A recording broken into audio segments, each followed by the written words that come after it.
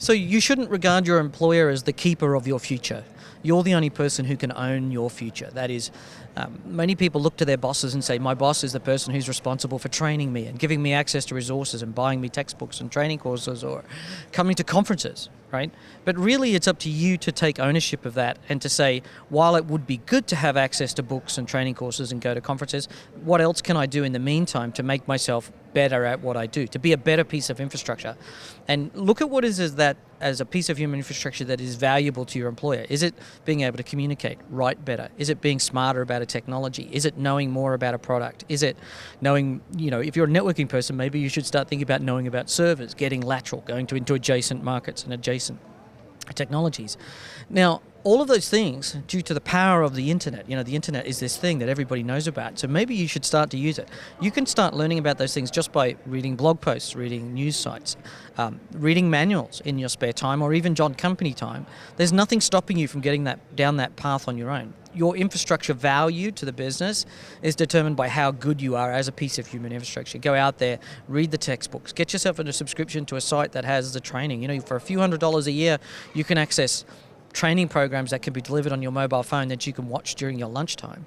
It's all on you. And what you'll find is if you can jump over that hurdle and demonstrate that value to the people in charge, usually the people who are above you, they'll notice.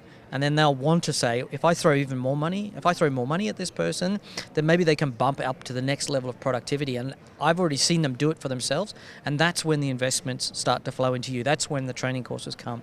That's when the conference attendance comes. You've got to think about human infrastructure as the same way as you as a person, and I'm talking about from the human point of view, is you look at your current technical infrastructure. You start with something small, you use it, you adapt to it, you can know how it works, and then you scale it up. You use more of it, you get better usage out of it. And your career is exactly the same. You talked about moving up within the organization, but in my history, and this is a sad reality, is most people move up by switching jobs. Yeah. How can companies avoid that thing that seems inevitable? I don't think companies can. I think companies take people for granted. They take their human infrastructure as, this person's doing that job, and then just pretend that they don't exist. You can't.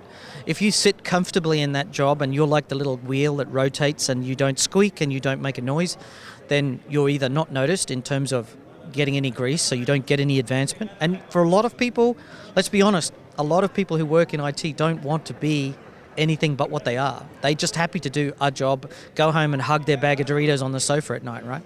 That's fine. But what you want to be thinking about is that if you want to be a bigger cog, or if you want to be a better cog in the machine, you have to be showing that you're expanding, and all of a sudden you're doing more than your neighbors. You stand out from that pack.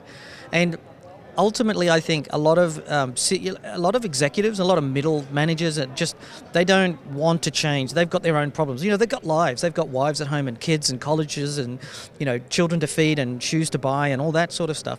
They don't care about you. The only person who cares about you is you. And it's up to you to take responsibility. And if you go and knock on the door of the boss, and if you've seriously gone out and done the things I suggested, like read the textbooks, got smarter, got self-improved, got enhanced, if you will, upgraded yourself, and they don't notice, well, guess what? Then the door is the best way out.